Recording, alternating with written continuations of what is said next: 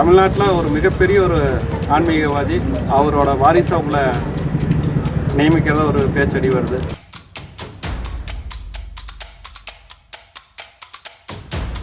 மனுஷன் என்ன பண்ணுறான், தன்னோட அறிவு கம்மியாக இருக்கிற உயிரினங்களாக கொண்டுட்டு இதெல்லாம் படைக்கப்பட்டதே இதுக்குதான்றான். பாராட்டணும், சூப்பர், நல்ல ஐடியா, நல்ல அறிவு. நான் என்ன கேட்குறேன், 8 அறிவு இருக்கக்கூடிய ஒரு உயிரை இப்போ இறைவன் படைச்சு 6 அறிவு இருக்கிறதெல்லாம் போட்டு தள்ளு அப்படின்னாரா நம்மளால ஏற்றுக்க முடியுமா? Think about it. குருகடாட்சம் நல்லதே நடக்கும்.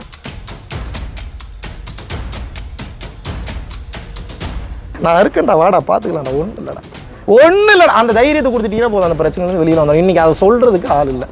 This world is completely in the need of more motivational speakers, more healers, more fun loving persons, more sportive persons. ஒன்றும் இல்லைடா பார்த்துக்கலாம் வாடானா முடிஞ்சு போச்சு பிரச்சனை. நீ இப்படி பண்ணலாமான்னா தூக்கில் தொங்கிடுவாங்க. அனைவருக்கும் வணக்கம்.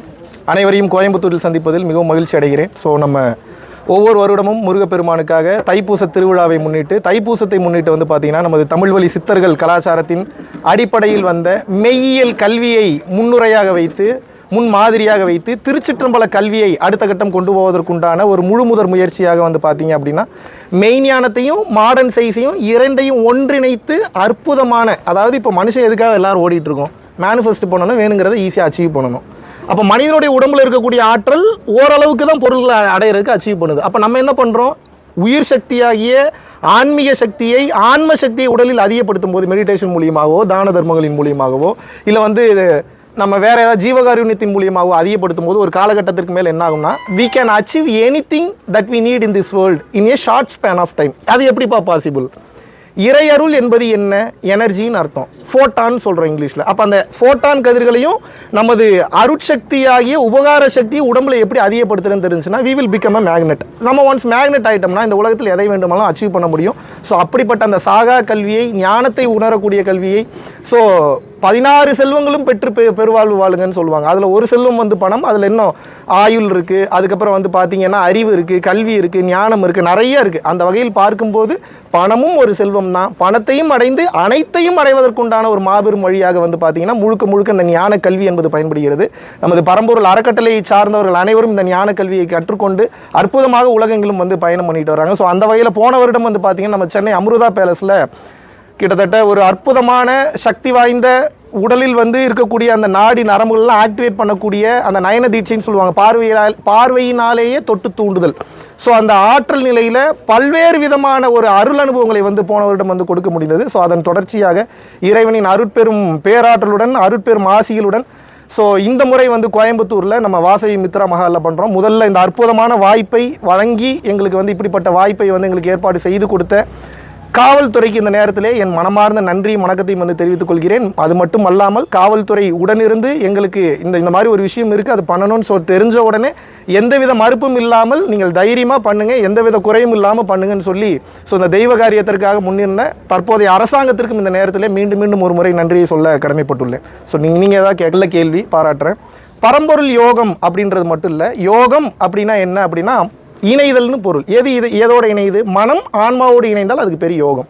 அப்போ யோகம் எதுக்கு பண்ணுறோம்? மூச்சை நிறுத்தி உள்ளுக்குள்ளே மூச்சை நிறுத்துறதுனா டோட்டலாக நிறுத்துறது இல்லை, அது சமாதி, நிறுத்தி பழகிறது. ஸோ இந்த கலையை, மனதை நிறுத்தி கையாளக்கூடிய அந்த கலையை சொல்லித்தரக்கூடிய அந்த அற்புதமான ஒரு விஷயம் தான் யோக பயிற்சி. பரம்பொருள் யோகம் எனக்கூடியது அற்புதமான பயிற்சி. வாசி யோகம், கிரியா யோகம், இன்னும் பல்வேறு வகையான யோக பயிற்சிகள் ஒன்றடங்கிய சித்த வித்தையாக இருக்கட்டும், நம்ம வந்து கிரியா யோகமாக இருக்கட்டும், இல்லை ராஜயோகமாக இருக்கட்டும், இல்லை வானாபனா சதியாக இருக்கட்டும், இந்த மாதிரி பல்வேறு கலைகளுடைய கூட்டிணைவு வந்து நமது பரம்பொருள் யோகம். பரம்பொருள் யோகத்துடைய ஃபவுண்டர் வந்து மகாவிஷ்ணு கிடையாது, சித்தர்கள் மட்டும்தான். அவர்களுடைய வழிகாட்டுதலில், சூட்சம ரீதியாக இருக்கக்கூடிய வழிகாட்டுதலை நம்ம எல்லாத்துக்கும் சொல்லி கொடுத்துட்ருக்கோம். ஸோ யார் வேண்டுமானாலும் இந்த யோக பயிற்சியை வந்து தாராளமாக செய்யலாம், எந்தவித தவறும் வந்து கிடையாது. 16 வயதுக்கு மேலே இருக்கிறவங்க தீட்சை வாங்கிட்டு பண்ணலாம். 16 வயதுக்கு உள்ளே இருக்கிறவங்க வந்து பார்த்தீங்கன்னா டைரெக்டாக நம்ம யூடியூப்லேயே பரம்பொருள் ஃபவுண்டேஷன், பரம்பொருள் யோகம் ரிவீல்டுன்னு போட்டிங்கன்னா ஒரு அதில் வெளிப்படையாக பேசியிருக்கோம். So you can watch over online.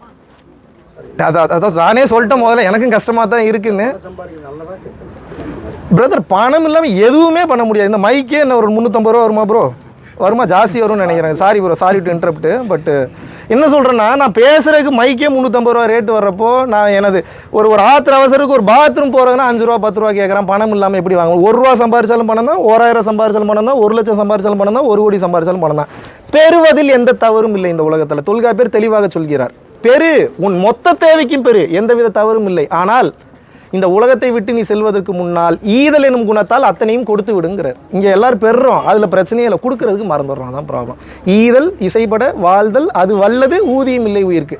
அதான் 16 செல்வத்தில் ஒரு செல்வம் தனலட்சுமி, அப்புறம் தைரிய லட்சுமி இருக்குது, சந்தான லட்சுமி இருக்குது, வீரலட்சுமி இருக்குது, சௌபாகிய லட்சுமி இருக்குது. அந்த லட்சுமியெல்லாம் ஞானம் வந்தால் தானாக வந்துடும். பணமும் ஒரு செல்வம், நிச்சயமாக பணம் அவசியம். பணத்தை தன் தேவைக்காக மட்டும் இல்லாமல் பொருளை அருளாக கன்வெர்ட் பண்ண தெரியும். அதுக்கு தான் இந்த மாதிரி சத்சங்கங்கள்லாம் தொடர்ந்து செஞ்சுட்ருக்கோம். இதுக்கு உண்டான காரணமாக நான் என்ன வெளிப்படையாக பார்க்குறேன் அப்படின்னா,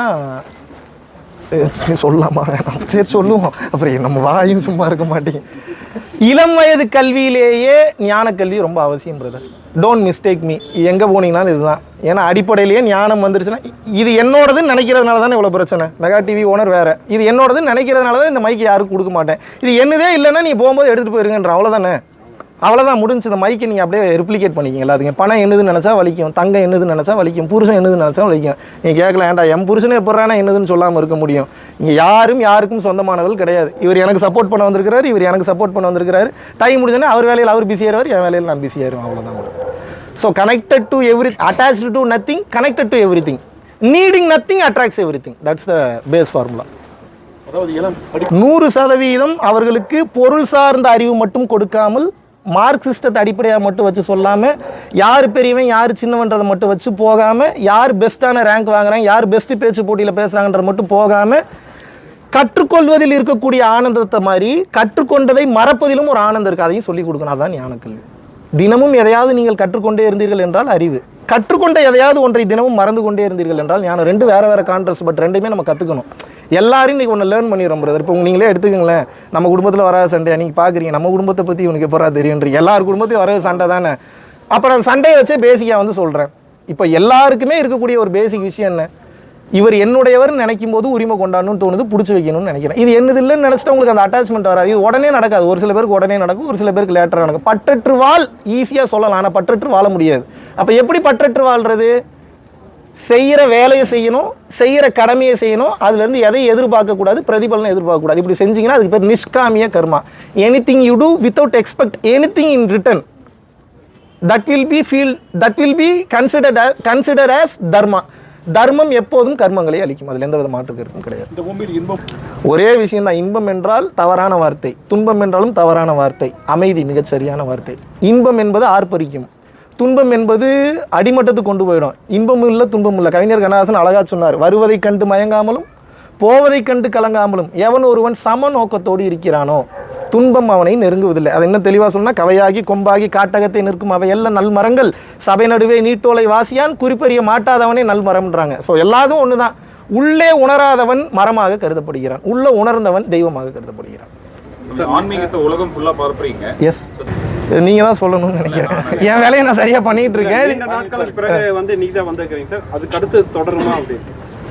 பிரதர், இதை நான் எப்படி பார்க்குறேன்னா பிரதர், தேடிச்சோறு நிதம் தின்று பல சின்னஞ்சிறு கதைகள் பேசி மனம்பாடி துன்பமிக உடன்று பிறர்வாட பல செயல்கள் செய்து நரைகூடி கிடப்பருவம் எய்தி கொடுங்கூற்றுக்கிற என பின்மாயும் பல வேடிக்கை மனிதரை போல் வீழ்வென்று நினைத்தாயன் பாரதியார் சொல்றாரு. இறுதியாக என்ன தெரியுமா சொல்றாரு? பேசி ஒன்றும் பயனில்லை, அனுபவத்தால் தெளிந்து உணர்வதே ஞானம் அப்படின்னு சொல்லிட்டு முடிச்சிடுறாரு. பேசி ஒன்றும் பயனில்லை, அனுபவத்தால் உணர்ந்து தெளிவதே ஞானமும் முடிச்சிட்டாப்புல. அத்தனை ஞானத்தையும் பார்த்துட்டு அவர் முடிச்சிட்டாரு, இது ஒன்றும் இல்லைங்கிறார். ஸோ அந்த வகையில் பார்க்கும்போது இந்த உலகத்திற்கு அனைத்தும் அவசியமான ஒன்று தான்.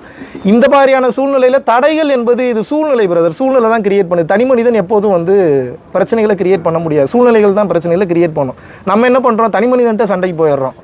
பண்ணது வேற ஒருத்தன், பிள்ளையை கிள்ளி விட்டு தொட்டிலை ஆட்டி விட்டு குழந்தையாக இருந்து அழுது எதிரே நின்று சிரிப்பதும் அவனே, எல்லாம் அவன் தான். ஆனால் நம்ம சண்டை போடுறது மட்டும் ஒரு ஆள்கிட்ட போகிறோம். அப்போ இது எப்படி பார்க்குறேன்னா, என் வேலையை நான் பண்ணிக்கிட்டே இருக்கேன், இறைவன் எது வரைக்கும் அனுமதி கொடுத்துருக்காரோ போட்டோம்.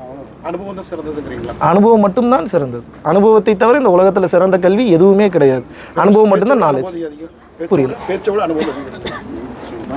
பிரதர், நீங்கள் அனுபவம் இருந்தால் தான் முதல்ல பேசவே முடியும். சும்மா நார்மலாக பேசுகிறது வேறு, அது யார் வேணாலும் பேசலாம். ஹிட்டிங்காக இருக்கணும், வின்னிங்காக இருக்கணும், இன்ஸ்பைரிங்காக இருக்கணும், டவுன் டு எர்த்தாக இருக்கணும், டெம்பரன்ஸோடு இருக்கணும், அதெல்லாம் இருக்குல்ல, அதெல்லாம் அனுபவத்தில் தானே வரும். அனுபவம் இல்லாமல் எப்படி வரும்? இன்றைய இளைஞர்களுக்கு நீங்கள் கடைசியாக சொல்லிக்கிறது, I love you all, please love every one, spread love. போதுங்க, நிறைய கோடீஸ்வரங்களை பார்த்தாச்சு, நிறைய ரோல்ஸ் ராய்ஸ் கார் பார்த்தாச்சு, நிறைய பென்ட்லி BMW நிறைய பார்த்தாச்சு, நிறைய அட்வைஸ் பார்த்தாச்சு. இப்போ இந்த உலகத்துக்கு என்ன வேணும்னா லவ்வர்ஸ் வேணும். லவ்வர்ஸ் நீங்கள் நினைக்கிற லவ்வர்ஸ் இல்லை, நான் இருக்கேன்டா, வாடா பார்த்துக்கலாம்டா, ஒன்றும் இல்லைடா. ஒன்றும் இல்லை, அந்த தைரியத்தை கொடுத்துட்டீங்கன்னா போதும், அந்த பிரச்சனைலேருந்து வெளியில் வந்துடும். இன்றைக்கி அதை சொல்கிறதுக்கு ஆள் இல்லை. This world is completely in the need of more motivational speakers, more healers, more fun loving persons, more sportive persons. ஒன்றும் இல்லைடா பார்த்துக்கலாம் வாடானா முடிஞ்சு போச்சு பிரச்சனை. நீ இப்படி பண்ணலாமான்னா தூக்கில் தொங்கிடுவாங்க. இப்படி நிறைய இடத்துல நடக்குது. அதனால தான் சொல்கிறேன், ஈஸி, ஜாலியாக போங்க, ஜாலியாக போகலாம். வாழ்க்கையே ரொம்ப சிறப்பானது, ஜாலியாக அனுபவிக்கலாம். பிரதர், எந்த ஒரு கண்டுபிடிப்புன்னு எடுத்துக்கிட்டாலுமே அதில் ப்ளஸ் அண்ட் மைனஸ் ஜாஸ்தி இருக்குது. எஸ்பெஷலி இன் டெக்னாலஜி கெடுதல்கள் ரொம்ப ஜாஸ்தி. அப்போ என்ன அப்படின்னா, அளவுக்கு மிஞ்சினாலும் அமிர்தம் நஞ்சு தான். நீங்கள் அமிர்தத்துவே அதிகமாக குடித்தாலும் விஷமாகும் போது நம்ம அப்புறம் டெக்னாலஜிலாம் சொல்லவா வேணும். அளவாக பயன்படுத்திக்கலாம், லேர்னிங்க்கு வச்சுக்கலாம். அடிக்ட் ஆகும். இதில் ஒரு சின்ன டிப்ஸ் மட்டும் சொல்லி கொடுத்துட்றேன். ஒரு 10லேருந்து 15 நிமிஷத்துக்குள்ளே நீங்கள் எப்போயாவது உங்களோட ஃபோனை எடுத்து அப்படி நோண்டும் போது ஒரு 10 நிமிஷம் நீங்கள் ஃபோனை வச்சுருங்க அப்படின்னா, அடுத்த 10 நிமிஷத்துல 5 நிமிஷம் எடுன்னு சொல்லும். அது எடுன்னு சொல்லும்போது உங்களால் எடுக்காமல் இருக்க முடியும்னா நீங்கள் ஜெயிச்சிட்டீங்க. அது முடியுதான்னு மட்டும் பாருங்கள். இல்லை அது முடியலன்னா நம்ம இன்னும் நம்ம இது பண்ணுவோம். ஐயா, தமிழ்நாட்டில் ஒரு மிகப்பெரிய ஒரு ஆன்மீகவாதி, அவரோட வாரிசாக உள்ள நியமிக்கிறத ஒரு பேச்சடி வருது. அவர் மட்டும் வாரிசு, நீங்களே வாரிசா எடுத்துக்கோங்க, நீங்களே எடுத்துக்கங்க. நான் எல்லாரும் வீட்டுக்குள்ள தானே ப்ரோ. அவர் எடுக்கிறேன்னா சந்தோஷம் தானே bro. I love you all. வேற ஏதாவது இருக்கா? ரஜினிகாந்த் வந்து ஆன்மீகம் வந்து எல்லாருக்குமே அது கற்றுக்கணும், ஆன்மீகம் வந்து அவ்வளவு முக்கியம் இருக்கிற யங்ஸ்டர்ஸ் அப்படின்னு ரஜினிகாந்த் சொல்லியிருக்காரு. இதை பத்தி நீங்க என்ன நினைக்கிறீங்க? 100% மாற்று கருத்து இல்லை. ஆன்மீகம் என்பது மனிதனுக்கு உண்டானதல்ல, 84 லட்சம் யோனி பேதங்களுக்கும் உண்டானது. உலகத்தில் உயிர்களாக பிறந்த ஒவ்வொரு உயிருக்கும் இந்த உலகத்தில் வாழ்றதுக்கு உரிமை உண்டு. இப்போ நான் சிம்பிளாக ஒன்று கேட்டால் உங்களுக்கு புரிஞ்சிடும். மனுஷன் என்ன பண்ணுறான், தன்னோட அறிவு கம்மியாக இருக்கிற உயிரினங்களாக கொண்டுட்டு இதெல்லாம் படைக்கப்பட்டதே இதுக்குதான்றான். பாராட்டணும், சூப்பர், நல்ல ஐடியா, நல்ல அறிவு. நான் என்ன கேட்குறேன், 8 அறிவு இருக்கக்கூடிய ஒரு உயிரை இப்போ இறைவன் படைச்சு 6 அறிவு இருக்கிறதெல்லாம் போட்டு தள்ளு அப்படின்னாரா நம்மளால் ஏற்றுக்க முடியுமா? Think about it. குருகடாட்சம் நல்லதே நடக்கும்.